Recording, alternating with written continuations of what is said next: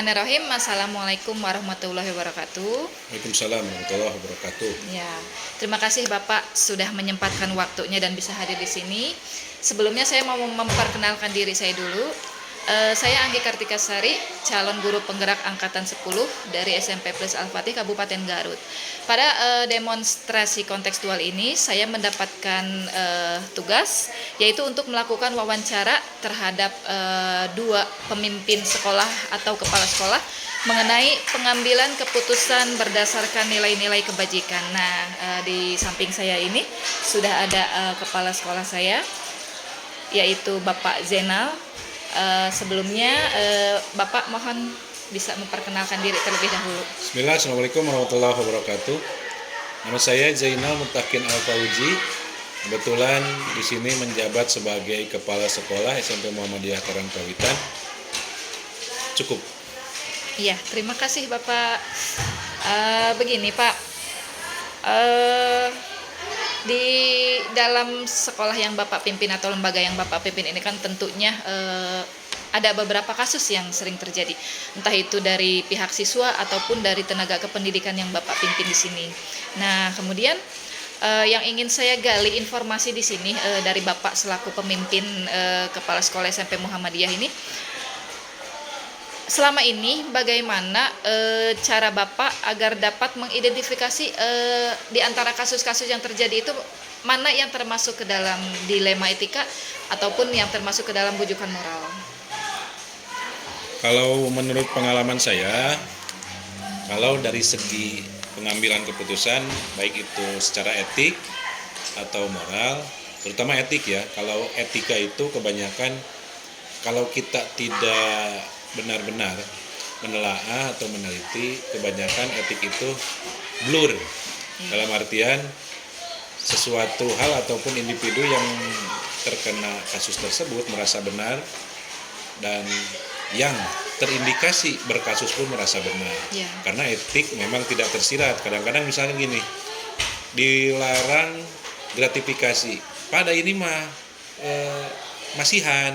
Padahal kalau dari segi etik itu gratifikasi, maka etik itu kebanyakan alasan dari dua individu ataupun dua belah pihak yang menurut saya menjadi dilema menyatakan kedua-duanya benar. Maka dari itu saya harus memiliki sebuah analisis yang komprehensif baik dari segi aturan etik ataupun etika, bahwa memang ada hal-hal yang menurut saya menjadi sebuah celah bahwa ini melanggar etik dan tidak melanggar etik. Itu. Tapi kebanyakan sebelum saya memutuskan tentang pelanggaran ataupun hal-hal yang berhubungan dengan etik, ya seperti itu, merasa benar dan benar. Kecuali kalau moral. Kalau moral itu kebanyakan kita sudah bisa menganalisa bahwa ini benar, ini salah. Karena moral itu pertama dari segi sosial sangat terlihat apakah ini melanggar moral atau tidak. Apalagi dari aturan, baik agama, pemerintah dan sebagainya. Maka saya selaku pengambil kebijakan ataupun yang harus menyelesaikan dilema tentang etik dan moral, khususnya moral, melihat beberapa pandangan yang penting dan yang terpenting ada penyelamatan baik bagi korban ataupun bagi yang melakukan. Penyelamatan itu ya sesuai dengan arah dan tujuan pendidikan, bahwa semua di sini berproses dididik, mendidik dan terdidik. Jadi solusinya walaupun banyak dilema yang terjadi karena moral itu benar dan salah, saya harus memutuskan bahwa ini benar, ini salah, tapi dengan solusi yang bisa membantu dan menyelamatkan orang-orang yang memang terkendala dan terkena kasus itu. Bisa saya simpulkan berarti Bapak sebagai pemimpin memang sering menghadapi kasus yang memang di mana terjadi dilema, yaitu ketika kedua belah pihak ini memang benar gitu. Tetapi memang kita harus memikirkan untuk mengambil keputusan yang terbaik. untuk yang keduanya. Kemudian mengenai bujukan moral, yaitu ketika sebuah kasus itu terjadi di antara benar dan salah yang tadi sudah Bapak ceritakan ya.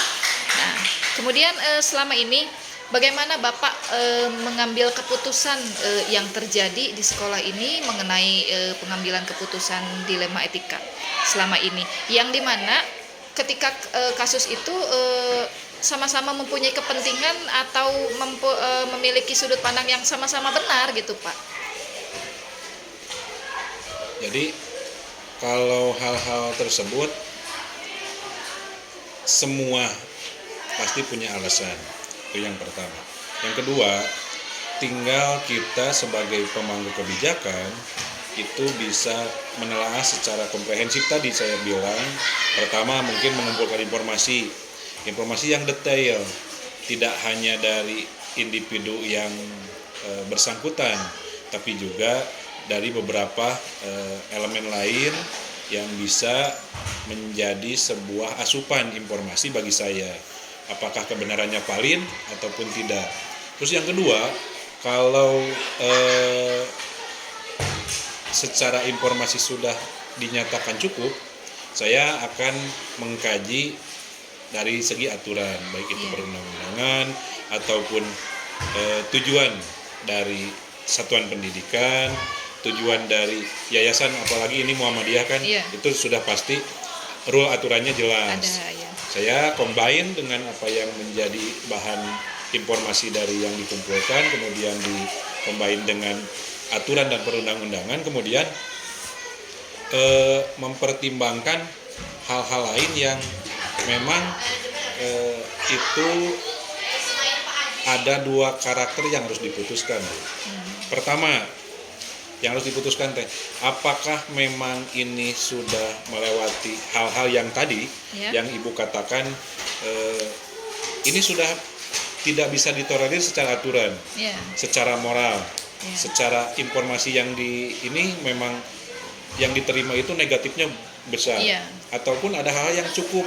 Maksud cukup itu ya terjadi hal itu sebuah kewajaran bagi semua orang, dari informasi yang saya gali, ataupun ya itu dipandang wajar kalau misalkan semisal nih guru menegur tapi tegurannya agak sedikit kurang enak gitu ya, kurang enak dan sebagainya, tapi niatan guru itu untuk memperbaiki misalkan untuk memperbaiki itu dikira saya ambil keputusan wajar karena memang penyampaian yang salah, tapi niat hati yang baik. Nah, itu juga menjadi sebuah dilema yang sangat besar, Bu. Kalau informasi sudah digali, peraturan sudah ditelaah dan sebagainya, yang paling berat itu harus memutuskan yang terpahit.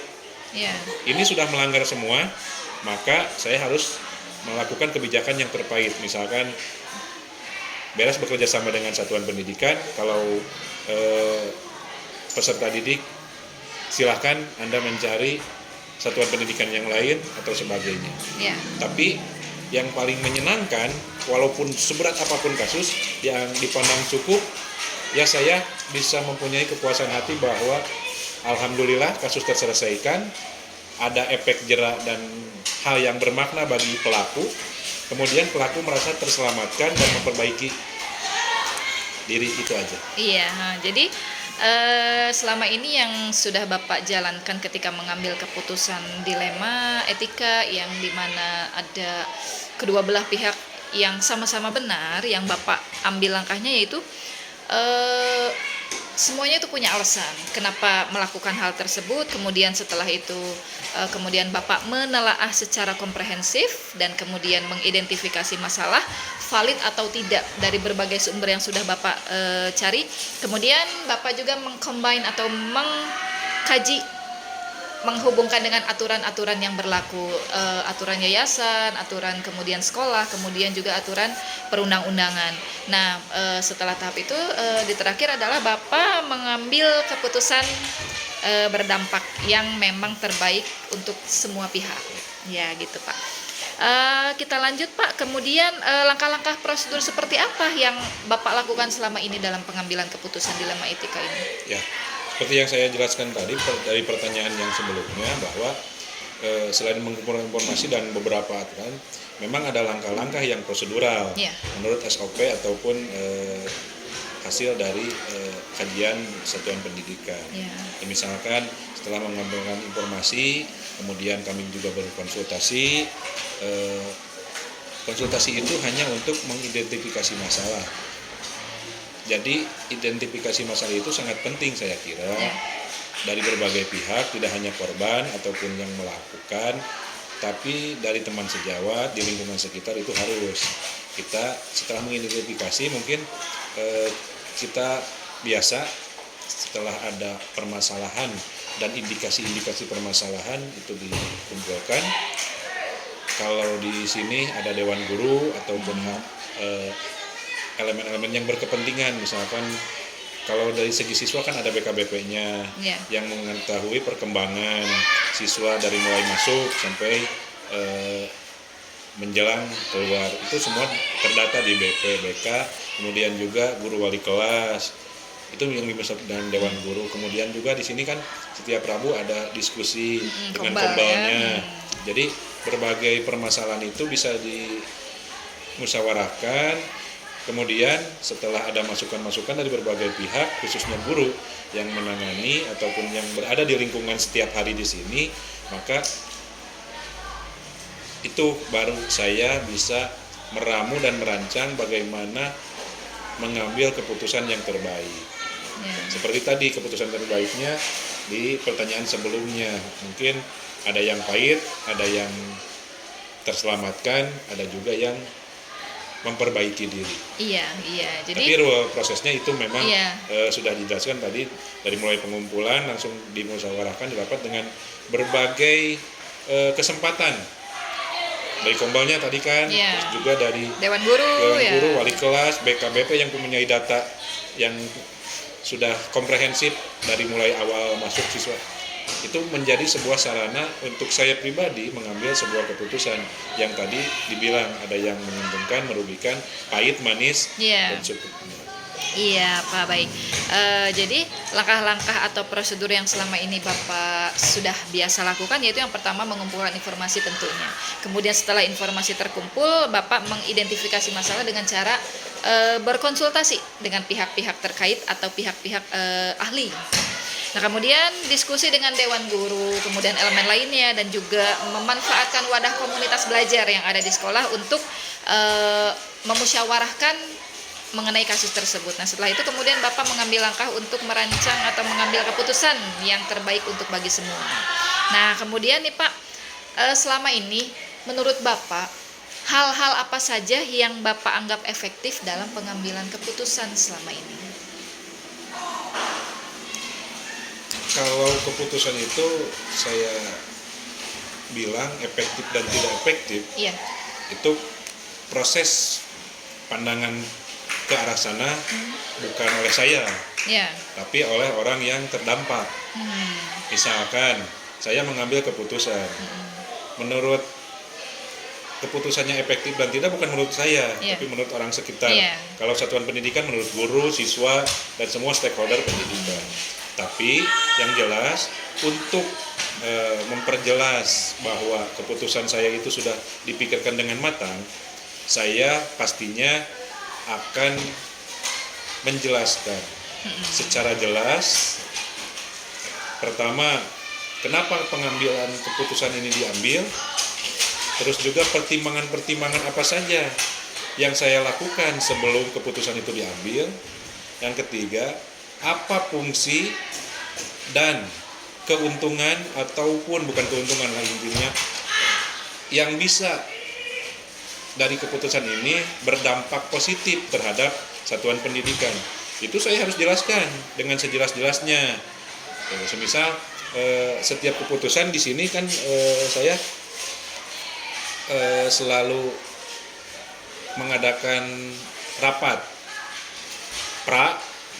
terus Ya. rapat pengambilan keputusan dan rapat output ataupun tindak lanjut dari keputusan. Kenapa itu harus diambil? Supaya jelas Ya. bahwa saya itu mengambil keputusan tidak sembarangan.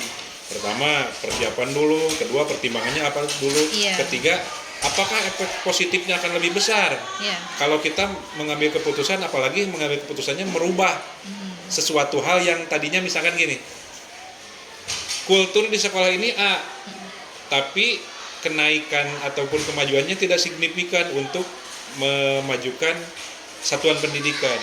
Saya berinovasi, membuat sebuah keputusan yang tujuannya untuk meningkatkan kualitas pendidikan di sini secara signifikan. Ya. Maka saya harus mengidentifikasi sebelumnya kelemahannya apa, terus kalau ini misalkan metode-metode ataupun rancangan-rancangan yang bisa meningkatkan dari metode yang sebelumnya seperti apa. Nah, jadi di sana saya menjelaskan sejelas-jelasnya sebelum pelaksanaan, output ataupun rencana Ya, tindak hasilnya lanjut. gitu ya. Jadi kalau saya menjelaskan secara rinci, jelas dan sebagainya, maka dipandang efektif bisa, dipandang tidak efektif pun bisa. Bisa. Tapi kalau saya menjelaskan secara detail, sudah pasti akan dimengerti Dipahami oleh semua dan pihak gitu ya. dipahami. Kemudian kebijakan itu tidak akan dipandang tidak efektif karena sebelumnya kita berkumpul dalam akan melaksanakan ataupun mengetuk sebuah kebijakan berkumpul. Untuk membicarakan tindak lanjut dari kebijakan yang saya ambil pun berkumpul dalam rapat. Jadi saya kira itu menurut saya sangat efektif dan efektif. Tapi menurut pandangan orang lain mudah-mudahan dengan adanya Komunikasi yang penjelasan, baik, komunikasi dan sebagainya bisa dipandang efektif juga. Iya, jadi Bapak selama ini yang Bapak anggap efektif itu adalah ketika mengambil sebuah keputusan itu menjelaskan kenapa keputusan itu Bapak ambil, kemudian secara rinci menjelaskan pertimbangan-pertimbangan dan kemudian menjelaskan juga hal-hal dampak positif apa yang akan terjadi dari hasil keputusan yang Bapak ambil kepada semua pihak agar memang tidak ada salah paham ataupun misalnya lebih bisa dipahami oleh semua pihak gitu ya Pak ya.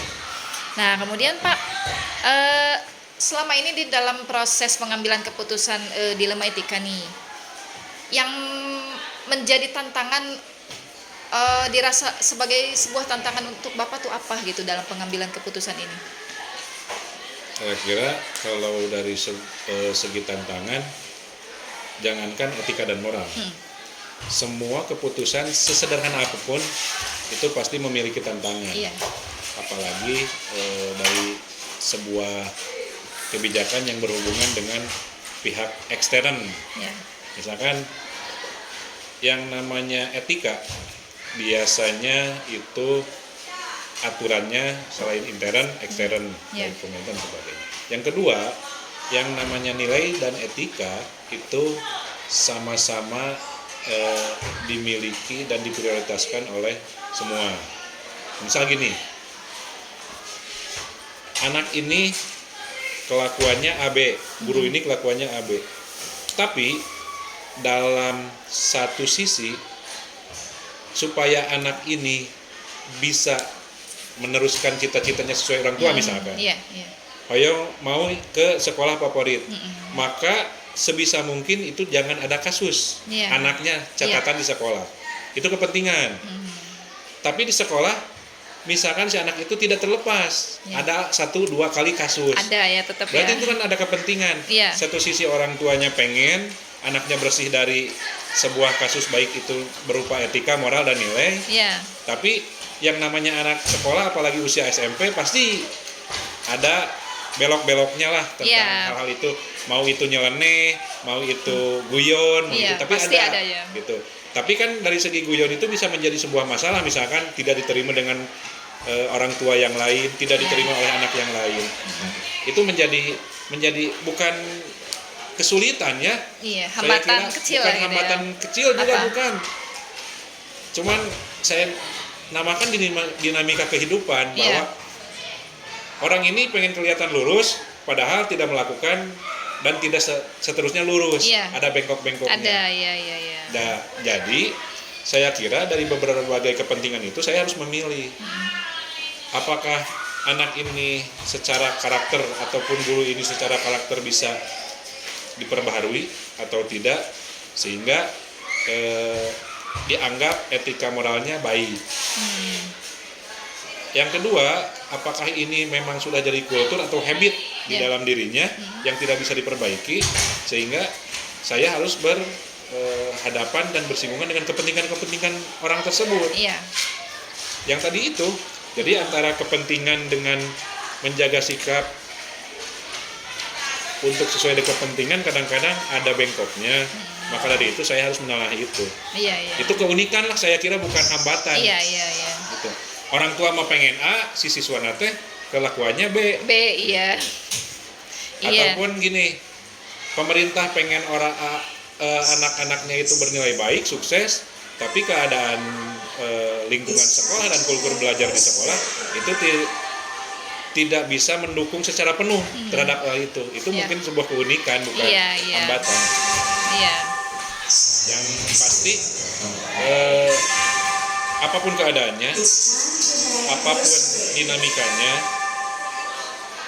yang saya harapkan dari kebijakan-kebijakan dan menghadapi hambatan-hambatan seperti itu, saya cuman berdoa bisa diterima oleh semua pihak Iya. secara bijaksana, bahwa memang keputusan dan dinamika yang tadi Ibu tanyakan itu harus dijelaskan bagaimana kepentingan secara individu, bagaimana kepentingan secara pemerintah umumnya, bagaimana kepentingan juga secara satuan pendidikan. Iya. Sehingga dikombin, maka kebijakan yang saya keluarkan dari berbagai keunikan yang terjadi bisa diterima. Iya. Jadi tantangannya yang tadi sudah Bapak jelaskan, bisa saya ambil kesimpulan, yaitu ketika ada kepentingan atau nilai yang saling berbenturan. Jadi di sini terjadi dilema akhirnya, karena kehidupan itu sesuai yang tadi Bapak katakan itu kan merupakan sebuah dinamika, tidak selalu lurus, tidak selalu mulus, pasti akan ada belok-beloknya ya Pak ya, sedikit ya. Nah itu jadi kepentingan dan nilai yang saling berbenturan. Nah ketika ini nih Pak, pengambilan keputusan nih kan, apakah Bapak sebagai pemimpin selama ini ketika ada kasus atau ada sesuatu hal yang harus Bapak ambil keputusan, Bapak langsung mengeksekusinya pada saat itu juga untuk mengambil keputusan, ataukah ada jadwal tertentu yang nanti akan dilakukan pengambilan keputusannya? Saya analogikan bahwa kepemimpinan atau pemimpin itu lekat dengan sebuah kebijakan atau keputusan. Itu yang pertama. Saya sudah 2 kali diklat kepemimpinan, diklat kepala sekolah 2 kali, dan memang di sana cenderung tugas kepemimpinan selain mensejahterakan bawahannya harus bisa memutuskan. Nah, Iya. mengambil dari itu tinggal keberanian dan intuisi dari seorang pemimpin. Jadi gini Bu, saya sebelum pertanyaan yang utama, Ya. di kita itu misalkan orang mengadakan syukuran, itu contoh kecil aja syukuran, bagus, mewah, tapi ada yang membicarakan, Iya. jelek, sederhana, ada yang membicarakan. Tetap. Mau bagus mau tidak, sebuah hajatan besar pasti ada pro Tetap kontra. aja ya, iya. Apalagi keputusan kepala sekolah Betul, ataupun betul. pimpinan di satuan pendidikan yang lingkupnya kecil, Iya. Betul. pasti juga ada pro dan kontra. Maka dari itu, bekal kepemimpinan dan hal-hal yang menurut intuisi seorang pemimpin itu harus dilakukan, yaitu yang harus diputuskan. Jadi kembali ke pertanyaan Ibu, bahwa saya selaku pemimpin ataupun pengambil keputusan di satuan pendidikan harus bisa memutuskan. Keputusan itu ada 2 Bu, ada yang harus segera dan ada yang keputusan yang tidak segera. Ya. Misalkan memperbaiki program sekolah tahun depan, itu tidak segera. Iya. Tapi ada kasus-kasus yang memang pada hari itu juga, ataupun ada hal-hal yang pada detik itu juga harus dilaksanakan ataupun diputuskan. Iya. Jadi 2 itu. Kalau yang urgen atau segera harus diputuskan, saya akan berprinsip bahwa keputusan itu harus segera diputuskan detik itu juga. Adapun pro dan kontra dan sebagainya, itu merupakan sebuah risiko kepemimpinan dan tanggung jawab pemimpin. Iya. Tapi alangkah lebih jelek kalau harus memutuskan sesuatu segera tidak diputuskan. Iya. Maka saya berprinsip daripada tidak memutuskan sama sekali detik itu juga, saya memutuskan untuk mengambil keputusan detik itu juga. Iya. Mau pro kontra, saya sudah mengambil keputusan dan itu sudah selesai saya sebagai tugas pemimpin. Iya. Saya tidak mau misalkan seorang pemimpin tidak mengambil keputusan detik itu juga, berarti itu pemimpin yang tidak bisa mengambil keputusan dan jelek. Iya, iya. Gitu. Jadi saya tidak akan berpikir ini sudah diputuskan bagaimana ya efeknya, pasti pro kontra ada. Jadi saya kalau harus sesegera mungkin, saya putuskan sesegera mungkin. Kalau tidak sesegera mungkin, itu baru ada hal-hal yang harus dipertimbangkan. Misalkan melibatkan semua stakeholder, guru, tenaga kependidikan, siswa kalau perlu masukan, orang tua kalau perlu, dan hal-hal lain yang bisa mendukung sebuah keputusan. Ya. Itu yang tidak segera. Kalau yang segera bisa konsultasi beberapa menit bisa, Iya, iya, iya. langsung putuskan. Atau tidak bisa berkonsultasi, tetap saya harus putuskan. Jadi ada dua, yang diputuskan segera dengan urgensitasnya yang memang urgen, yang kedua yang tidak membutuhkan waktu segera. Itu udah ada rule-nya. Jadi kalau yang tidak segera mas seperti tadi saya katakan, melibatkan semua orang. Iya. Ada waktu ya, Pak ya. Terima kasih itu. Iya. Bisa saya simpulkan, jadi ketika mengambil keputusan Bapak ada dua cara. Apakah memang harus diselesaikan kasusnya, jadi situasional apa ya? Jika memang harus segera diselesaikan, Bapak langsung melakukan proses pengambilan keputusan. Tetapi apabila ada faktor-faktor atau hal-hal yang misalnya menghambat, memerlukan waktu lebih lagi gitu, misalnya untuk mengambil keputusan itu, Bapak juga akan lakukan. Jadi sesuai situasional. Kebetulan kan memang Bapak sibuk lah. Bapak kan ketua FKKS apa ya? Iya, kebetulan Pak Jenal ini ketua FKKS SMP swasta se-Kabupaten Garut. Jadi Forum Kepala Iya. Sekolah Swasta. Forum Kepala Sekolah Swasta membawahi 300 sekolah SMP swasta ya Pak ya? Ya. Iya, di Kabupaten Garut. Jadi memang dalam setiap pengambilan keputusan beliau ini banyak kesibukan lah yang memang harus beliau prioritaskan juga gitu. Saya memahami itu Pak, memang sulit ya menjadi pemimpin itu dengan berbagai kesibukan juga. Nah kemudian Pak, adakah seseorang atau faktor-faktor yang mendukung Bapak selama ini membantu, mempermudah dalam mengambil pengambilan keputusan dilema etika ini? Jadi pada dasarnya sebuah keputusan itu diawali dengan niat membangun, memperbaiki dengan efek yang positif dari hasil keputusan itu. Itu tentu yang pertama. Yang kedua harus punya prinsip. Maksud prinsip di sini atau sikap ya, prinsip atau sikap, bahwa keputusan yang saya ambil itu sudah terbaik.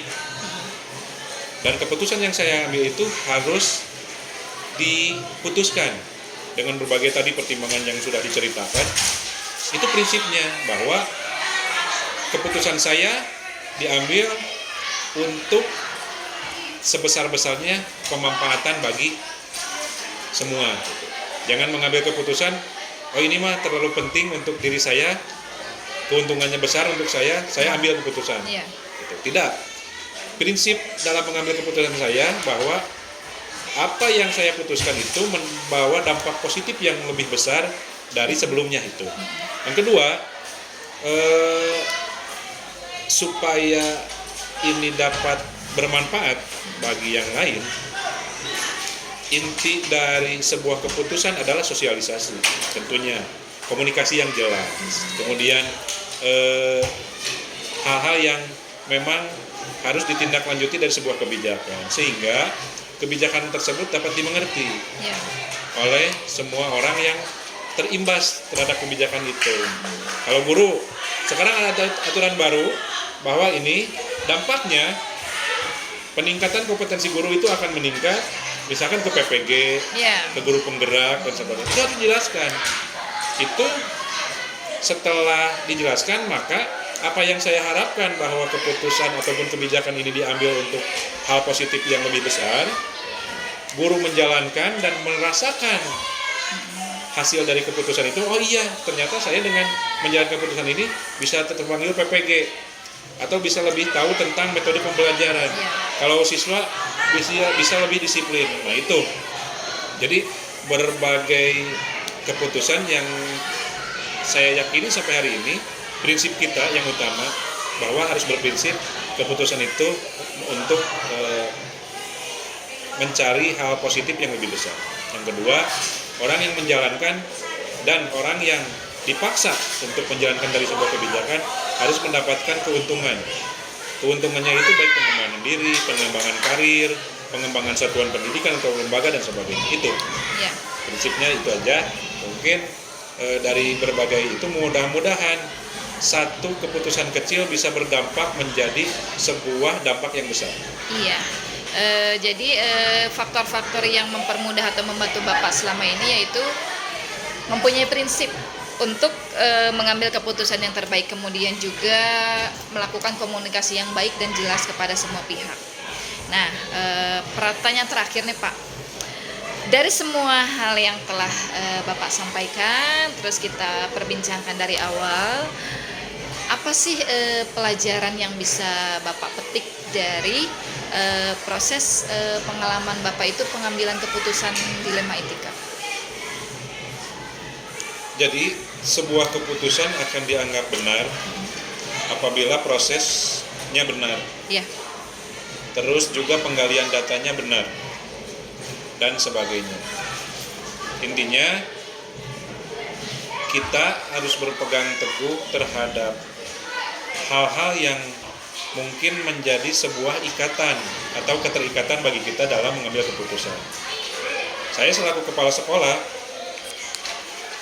harus bisa mengambil keputusan, itu sudah aturan ya, dan sudah termaktub di dalam tugas saya. ya, tupoksinya Pak ya. Yang kedua, ada aturan-aturan undang-undang yang berlaku, aturan-aturan yayasan, aturan-aturan satuan pendidikan, dan aturan-aturan yang lain. Ya, Yang ketiga, ada hal-hal yang memang bersinggungan dengan etika lingkungan, etika moral, kebudayaan lingkungan di sini, terus juga kebiasaan lingkungan di sini. Itu sudah harus menjadi referensi bagi kita dalam mengambil keputusan. Sehingga keputusan yang saya ambil, selain prinsip pribadi yang tadi saya bilang, itu bisa diterima dan tidak disalahkan. Apabila rule-nya tadi yang tadi dari segi lingkungan, hukum dan sebagainya sudah saya sampaikan, sudah saya telah. Yang kedua, komunikasi yang jelas, balik lagi ke komunikasi bahwa nih saya mengambil keputusan ini, dasarnya ini. ya, Nih saya mengambil keputusan ini, dasarnya ini. Manfaatnya ini, tujuan saya mengambil keputusan ini, dampak positifnya ini. Komunikasi lagi, kemudian yang paling penting, orang di sekeliling kebijakan itu merasakan manfaat dan dampak dari keputusan itu. Misalnya nih, walaupun ini dari ibu yang terakhir, aturan sudah dibuat. Karena saya menelaahnya dari segi struktur tadi, hukum, semua pokoknya tentang etika, moral dan sebagainya. Pas orang lain yang melihat kebijakan itu sudah merasakan, kalau saya menjalankan ini, saya akan maju ya. Kalau saya menjalankan ini, saya akan lebih baik ya. ya, Jadi komunikasi pun bisa terbatas karena dari keputusan ataupun yang kebijakan yang komprehensif disusun sehingga dimengerti orang, iya, ini keputusan sangat baik, sehingga tertarik orang untuk menjalankannya. iya, Itu merupakan sosialisasi tidak langsung ya, dari sebuah keputusan. Kembali ke pertanyaan ibu, bagaimana itu bisa diterima dan sebagainya, yaitu saya Ya. mencoba selurus mungkin, mencoba hal-hal yang memang menurut aturan itu cukup untuk tidak ada kelemahan. Kemudian dampak yang paling jelas itu dampak sebelum melaksanakan sudah dapat dirasakan dengan melihat aturan itu, apalagi kalau sudah dikerjakan. Maka saya kira aturan tersebut akan menjadi sebuah aturan yang bisa diterima oleh semua, berdampak baik untuk semua, dan mudah-mudahan memajukan untuk semua. iya. Bisa saya simpulkan hal baik yang bisa Bapak petik dari proses pengambilan keputusan dilema etika. Yang pertama yaitu sebuah keputusan akan dianggap benar apabila memang kita sudah menjalankan rule proses pengambilan keputusan dari awal sampai akhir secara sistematis, karena memang segala sesuatunya memang sudah punya rule-nya ya Pak ya. Kemudian tidak lupa juga mengacu kepada aturan. Dalam mengambil keputusan itu tidak hanya saja mementingkan kepentingan yang di luar aturan, tetapi memang kita tetap harus mengacu kepada aturan. Kemudian juga Bapak sebagai kepala sekolah melakukan komunikasi yang baik dengan semua pihak dan juga mensosialisasikan hasil keputusan yang sudah Bapak ambil dari kasus tersebut. Begitu Pak?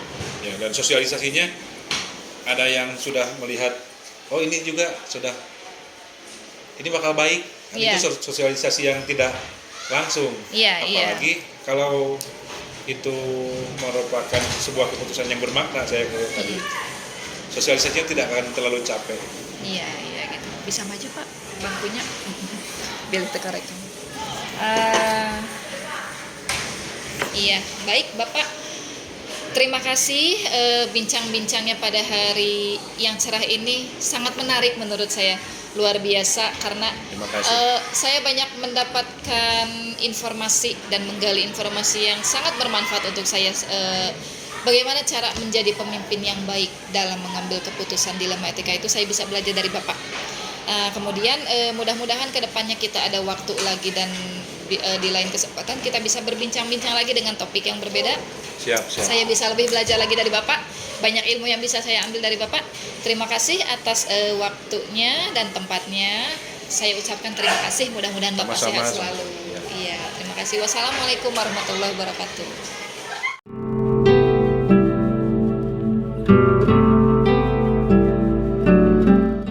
Assalamualaikum. Waalaikumsalam warahmatullahi wabarakatuh. Iya, gimana nih kabarnya Pak Arif? Sehat? Alhamdulillah baik, Bu Anggi. Iya, alhamdulillah jikalau Pak Arif sehat. Terima kasih Pak Arif telah meluangkan waktu dan tempatnya pada hari yang cerah ini. Di sini saya ingin memperkenalkan diri terlebih dahulu. Nama saya Anggi Kartikasari, saya calon guru penggerak angkatan 10. Kebetulan di tugas demonstrasi kontekstual ini, saya sebagai calon guru penggerak mendapatkan tugas untuk melakukan proses wawancara mengenai pengambilan keputusan berdasarkan nilai-nilai kebajikan yang ada di lembaga yang Bapak pimpin. Nah, sebelum kita melanjutkan ke perbincangan kita lebih dalam lagi, mohon Pak Arif untuk memperkenalkan diri terlebih dahulu. Terima kasih Bu Anggi, calon guru penggerak Kabupaten Garut. Nama saya Arif Hidayat MPD. Saya merupakan kepala sekolah dari Madrasah Aliyah Karya Muda. Iya, terima kasih Pak Arif atas perkenalannya. Nah, kemudian kita masuk ke pertanyaan wawancara nih Pak Arif. Selama ini di lembaga yang Pak Arif pimpin, bagaimana Pak Arif sebagai pemimpin lembaga dapat mengidentifikasi antara dilema etika ataupun bujukan moral yang terjadi di lembaga Pak Arif ini? Ya, terima kasih Bu Anggi. Kasus dilema etika biasanya itu berkaitan dengan masalah yang berkaitan dengan benar dengan yang benar begitu. Kemudian yang kedua, kasus bujukan moral itu biasanya berkaitan dengan masalah benar dengan salah, dan masalah itu biasanya terjadi seringkali pada siswa begitu. Nah iya gitu. Jadi memang di lembaga yang Pak Arif pimpin ini sering ya terjadi Ya, kasus-kasus. kadang ada begitu. Iya, terkait dilema etika dan juga bujukan moral. Iya. Iya, ada yang benar lawan benar, kemudian ada juga yang benar lawan salah gitu ya Pak Arif ya. Iya, nah kemudian bagaimana Pak Arif sebagai pemimpin lembaga ini menjalankan pengambilan keputusan di sekolah yang Pak Arif pimpin ini, terutama mengenai kasus-kasus yang terkadang ada dua nilai kebajikan yang memang sama-sama benar, yaitu dilema etika itu gitu. Bagaimana Pak Arif sebagai pemimpin mengambil Saya keputusan? biasanya dalam pengambilan keputusan itu selalu berkomunikasi dengan semua pihak-pihak yang terlibat. Jadi berkomunikasi dulu, kemudian saya juga selalu menggunakan prinsip-prinsip panduan Islam begitu. Yang kedua, saya juga menggunakan kebijakan sekolah, misalkan dari undang-undang yang berlaku, dari peraturan menteri begitu, sehingga nanti keputusan yang diambil itu mempertimbangkan kepentingan bagi siswa, kemudian juga kepentingan dari komunitas sekolah secara keseluruhan, begitu Bu.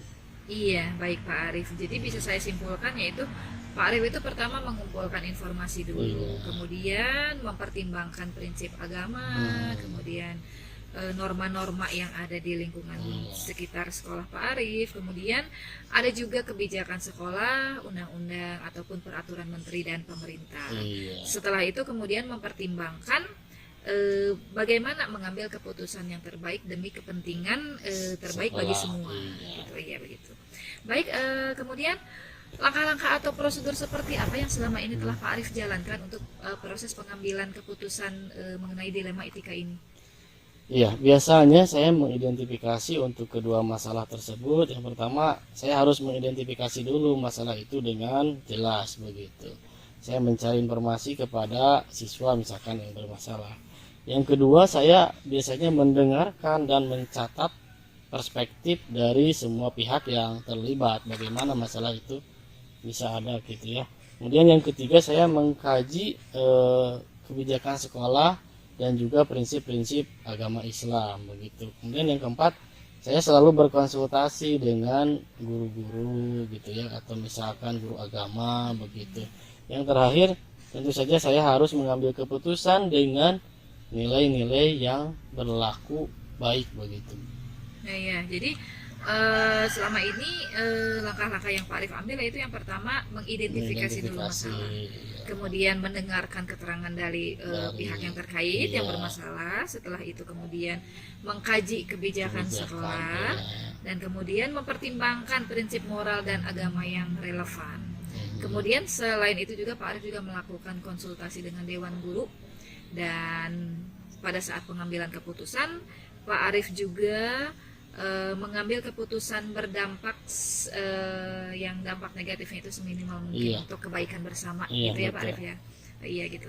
Kemudian pertanyaan selanjutnya yaitu hal apa saja yang Pak Arif anggap selama ini itu efektif dalam pengambilan keputusan dilema etika tersebut? Iya. Biasanya yang saya anggap efektif itu termasuk komunikasi yang terbuka dan jujur begitu. Maksudnya bagaimana? Jadi kejelasan di dalam menjelaskan kenapa keputusan itu diambil begitu, sehingga siswa yang bermasalah ataupun guru yang bermasalah ketika keputusan itu diambil mereka sudah mengerti begitu ya. Kemudian juga saya selalu memberikan dukungan kepada semua pihak yang terdampak oleh keputusan itu. Jadi memang di dalam tahap ini harus ada transparansi dan akuntabilitas untuk kepentingan membangun kepercayaan ketika keputusan itu diambil begitu. Iya, jadi bisa saya simpulkan jawaban Pak Arif itu yaitu pertama Pak Arif melakukan komunikasi yang jelas, terbuka dan juga jujur. Kemudian setelah itu Pak Arif melakukan istilahnya seperti sosialisasi kepada pihak yang terkait, terutama pihak yang mendapatkan terdampak dari keputusan Pak Arif itu, agar pihak tersebut bisa lebih menerima dari keputusan Pak Arif yang sudah diambil. Kemudian selain itu juga Pak Arif memberikan dukungan kepada pihak yang terdampak dari keputusan Pak Arif yang ambil itu ya. Iya. Kemudian pertanyaan selanjutnya yaitu selama ini Pak Arif sebagai pemimpin lembaga atau kepala sekolah, dari keputusan-keputusan yang Pak Arif ambil mengenai dilema etika, apa sih tantangan yang Pak Arif hadapi selama ini? Iya, tantangan ketika saya mengambil keputusan yang pertama ini selalu ada perbedaan nilai begitu ya. Yang kedua ada perbedaan kepentingan, ada perbedaan kepentingan dari mereka yang terlibat dalam masalah. Kemudian juga kadang ada tekanan-tekanan misalkan dari pihak luar, apakah itu dari orang tua siswa begitu ya, kemudian juga dari komunitas belajar yang lain, atau juga misalkan dari wartawan kalau misalkan masalah itu terekspos keluar begitu. Jadi saya harus menjaga keputusan itu tetap objektif begitu. Iya, jadi Pak Arif itu merasakan tantangannya yaitu ada perbedaan nilai dan kepentingan, sehingga memang harus lebih diberikan pemahaman yang lebih lagi ya. Kemudian Terkadang juga ada tekanan dari tekanan pihak dari luar, pihak luar. seperti misalnya orang tua, kemudian komunitas ataupun wartawan yang ingin wartawan. mengekspos masalah Iya. tersebut begitu ya. Iya, kemudian ketika ada kasus nih Pak Arief atau permasalahan yang terjadi di antara siswa ataupun tenaga kependidikan, dalam menyelesaikan kasus dilema etika tersebut, apakah Pak Arief mempunyai jadwal-jadwal tertentu atau memang langsung menyelesaikannya pada saat itu? Iya, memang itu tergantung dari masalahnya, begitu seberapa urgen. Ketika masalah itu harus diselesaikan secara cepat, maka saya biasanya selesaikan dengan cepat biar masalah itu tidak menjadi bias. Tetapi ketika masalahnya harus diidentifikasi dulu, kemudian harus mencari dulu solusi yang terbaik, biasanya saya menjadwalkan untuk menyelesaikannya berikutnya begitu. Iya, jadi Pak Arief ketika ada kasus yang terjadi situasional ya. Iya, situasional. Jika memang Tergantung harus secepat masalah. mungkin langsung diselesaikan. Iya. Jika memang misalnya masih memerlukan bahan atau fakta untuk diobservasi, mungkin bisa dijadwalkan Kembali, kemudian nanti, iya. gitu ya Pak Arief ya. Iya, betul. Nah, kemudian adakah seseorang atau faktor-faktor apa yang membantu Pak Arief selama ini dalam menyelesaikan permasalahan kasus dilema etika ini? Iya. Jadi memang banyak yang membantu saya untuk menyelesaikan masalah ini. Pertama, saya selalu berkonsultasi dengan tim guru, begitu. Yang kedua, dengan guru BK. Kadang-kadang juga saya berkonsultasi dengan ahli agama yang di luar sekolah, atau juga saya berkonsultasi dengan ahli hukum, sehingga saya bisa menerima perspektif yang berbeda, begitu, sehingga keputusannya itu nanti bisa adil untuk semua. Iya, orang-orang atau faktor-faktor yang membantu Pak Arief dalam menyelesaikan permasalahan dilema etika ini yaitu yang pertama Dari guru, rekan bel, ini diedit. It's time to begin the big lesson. yun yang sering ano pun, yang sering, Itu hayam. Abi tarik sering kan hayam. yang sering ano pun, Iya, saya jawab mau. lah, kaya lah. Lanjut Abi langsung terangkan ya. So, Jadi faktor-faktor ataupun orang yang membantu Pak Arief selama ini dalam menyelesaikan proses pengambilan keputusan dilema etika yaitu diantaranya tim guru, Tim guru. atau dewan guru, yaitu untuk memberikan masukan kepada Pak Arief. Kemudian ada juga tim konselor ataupun juga tim ahli agama dan juga ahli Ahli hukum. hukum. Iya. Nah, dari semua yang sudah disampaikan dan kita perbincangkan pada hari ini, pembelajaran apa yang dapat Pak Arief petik dari proses pengambilan keputusan dilema etika ini? iya. Jadi banyak pengalaman dari pemecahan masalah tersebut, gitu ya.